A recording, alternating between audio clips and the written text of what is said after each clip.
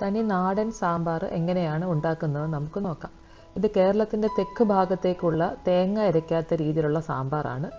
നമ്മുടെ കല്യാണ സദ്യയ്ക്കും ഒക്കെ കിട്ടുന്ന പോലത്തെ തനി നാടൻ സാമ്പാർ അതേ രുചിയോടും മണത്തോടും കൂടി എങ്ങനെ ഉണ്ടാക്കാം എന്ന് നമുക്കിന്ന് കാണാം.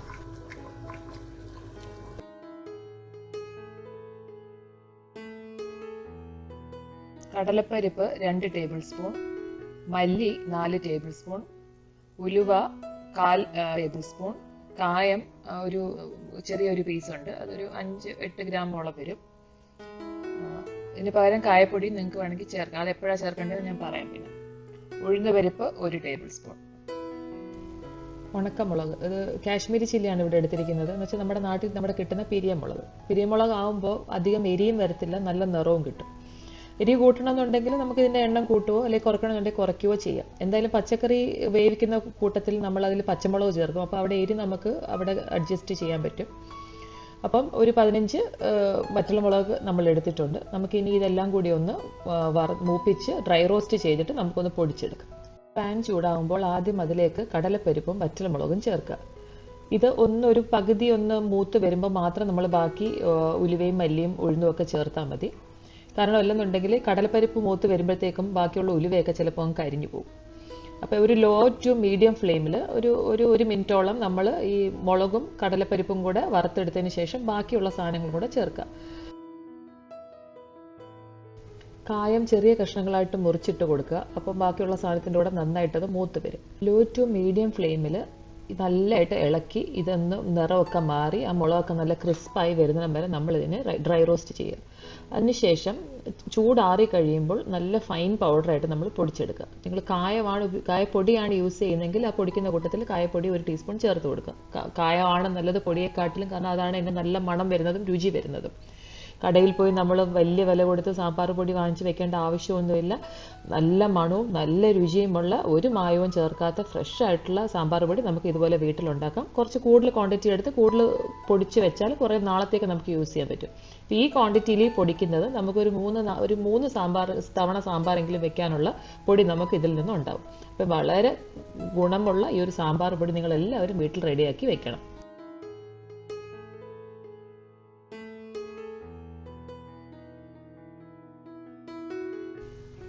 സാമ്പാർ പരിപ്പ്, തുവരപ്പരിപ്പ് ഇവിടെ എടുത്തിരിക്കുന്നത് ഒരു 3/4 ഗ്ലാസ്സാണ് എടുത്തിരിക്കുന്നത്. കപ്പിൻ്റെ അളവ് പറയുവാണെങ്കിൽ ഒരു 3/4 കപ്പ് തന്നെയാണുള്ളത്. സാമ്പാർ പുളി അല്ലെങ്കിൽ വാളംപുളി ഒരു നല്ല ചെറിയ നാരങ്ങയുടെ വലിപ്പത്തിൽ കുറച്ച് പുളി. അത് പുളി കൂടുതൽ വേണ്ടവർ കൂട്ടുകയോ അല്ലെങ്കിൽ കുറയ്ക്കുകയോ ചെയ്യാം. കടുക് ഒരു 1/2 ടീസ്പൂൺ, ഉപ്പ് ആവശ്യത്തിന്, മഞ്ഞൾപ്പൊടി ഒരു 1/2 ടീസ്പൂൺ, വെളിച്ചെണ്ണ താളിച്ചിടാൻ ആവശ്യത്തിന് ഒരു 2 മുതൽ 3 ടേബിൾ സ്പൂൺ വരെ വെളിച്ചെണ്ണ, പിന്നെ താളിക്കാൻ ആവശ്യത്തിന് 2-3 വറ്റൽമുളക്. ഇനി ആവശ്യമുള്ള പച്ചക്കറികൾ ഏതൊക്കെയാണെന്ന് നമുക്ക് നോക്കാം.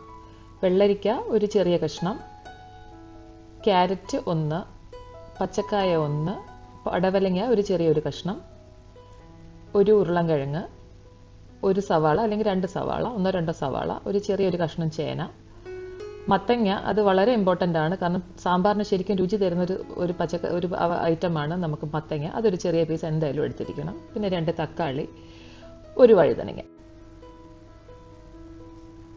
മുരിങ്ങയ്ക്ക 2 എണ്ണം, വെണ്ടയ്ക്ക ഒരു 10ഓളം, പച്ചമുളക് 3-4 എണ്ണം, ചെറിയ ഉള്ളി ഒരു പിടി, കറിവേപ്പില ആവശ്യത്തിന്, ഒരു പിടി അമരപ്പയർ. പച്ചക്കറി എല്ലാം തൊലി കളഞ്ഞ് കഴുകി ചെറിയ ചതുര കഷ്ണങ്ങൾ 1 ഇഞ്ച് വലിപ്പത്തിലുള്ള ചതുര കഷ്ണങ്ങളായിട്ട് മുറിച്ചെടുക്കുക.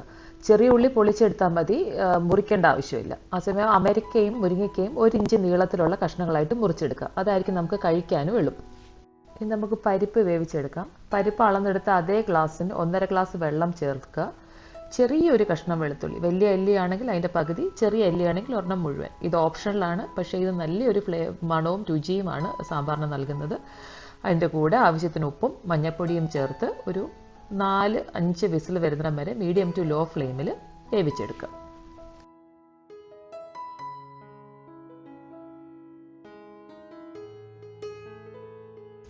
ആവി കംപ്ലീറ്റ് പോയതിന് ശേഷം കുക്കർ തുറക്കുക. പാകത്തിന് നമ്മുടെ പരിപ്പ് വെന്തിട്ടുണ്ട്. ഇനി ഇതിലേക്ക് നമുക്ക് പച്ചക്കറി ചേർത്ത് വേവിക്കണം. നമ്മൾ അരിഞ്ഞു വെച്ചിരിക്കുന്ന വെണ്ടയ്ക്കയും ചെറിയുള്ളിൽ നിന്ന് പകുതി ചെറിയുള്ളി മാറ്റിയതിന് ശേഷം ബാക്കി എല്ലാ പച്ചക്കറി ഇതിലേക്ക് ഇട്ട് ഒന്നല്ലെങ്കിൽ 2 വിസിൽ, ഇത് കൂടുതലാവരുത്, കാരണം പച്ചക്കറി വെന്തിരിക്കും. കുട്ടികളുള്ള വീടുകളാണ് ഒരു പച്ചക്കറി കഷ്ണങ്ങൾ മാറ്റി വെക്കുമെന്നുണ്ടെങ്കിൽ നമുക്ക് ആദ്യമേ പരിപ്പ് വേവിക്കുന്ന കൂടെ തന്നെ പച്ചക്കറിയും കൂടി വേവിച്ച് ഉടച്ചെടുക്കാം. അതല്ലെന്നുണ്ടെങ്കിൽ സെപ്പറേറ്റ് ആയിട്ട് വേവിച്ചെടുക്കാം. ഞാൻ ഉപയോഗിക്കുന്നത് 5.5 ലിറ്ററിന്റെ കുക്കറാണ്. ഇതിന്റെ ഒരു 1/4 ഭാഗത്തോളം പച്ചക്കറി ഉണ്ട്. പച്ചക്കറി കുറച്ച് മതിയെങ്കിൽ അതനുസരിച്ച് കുറച്ച് എടുത്താൽ മതി. പച്ചക്കറി വേവാനായിട്ട് ഒരു 1.5 ഗ്ലാസ് വെള്ളത്തോളം ഞാൻ ചേർക്കുന്നുണ്ട്.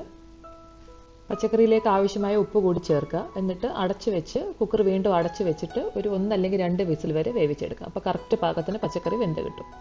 ഈ സാമ്പാർ ശരിക്കും പറഞ്ഞാൽ ഫ്രിഡ്ജിൽ വെക്കാതെ നമുക്ക് 2-3 ദിവസം വരെ പുറത്ത് തന്നെ വെച്ച് കേടാവാതെ ഉപയോഗിക്കാൻ പറ്റും. അതെങ്ങനെയാണെന്ന് ഞാൻ പിന്നീട് പറഞ്ഞു തരാം. പരിപ്പ് വേവുന്ന സമയം കൊണ്ട് നമുക്ക് പുളി റെഡിയാക്കി വെക്കാം. പുളി നമ്മൾ ആദ്യം കുറച്ച് വെള്ളത്തിൽ നന്നായിട്ട് പിഴിഞ്ഞ് ആ വെള്ളം എടുത്ത് മാറ്റി വെക്കുക. ആ പുളിയിലേക്ക് തന്നെ വീണ്ടും കുറച്ച് വെള്ളവും കൂടെ ചേർത്ത് നന്നായി അതിൻ്റെ മാക്സിമം അതിൽ നിന്നുള്ള പുളിയുടെ സത്തെല്ലാം എടുത്ത് നമ്മൾ ഒരു നല്ലൊരു കലത്തിലോ അല്ലെങ്കിൽ ഏതെങ്കിലും പാത്രത്തിലേക്കോ മാറ്റുക. അതിലേക്ക് നമ്മൾ പൊടിച്ചു വെച്ചിരിക്കുന്ന സാമ്പാർ പൊടിയിൽ നിന്ന് 4 ടേബിൾ സ്പൂൺ ചേർക്കുക. എന്നിട്ട് ഇത് രണ്ടും കൂടെ നന്നായി മിക്സ് ചെയ്ത് വെക്കുക.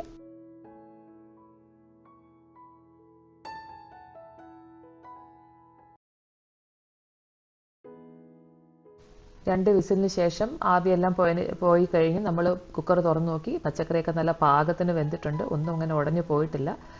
വേണമെങ്കിൽ തവി കൊണ്ട് നമുക്ക് ചെറുതായിട്ട് അതെല്ലാം ഒന്ന് ഉടച്ചു കൊടുക്കാം.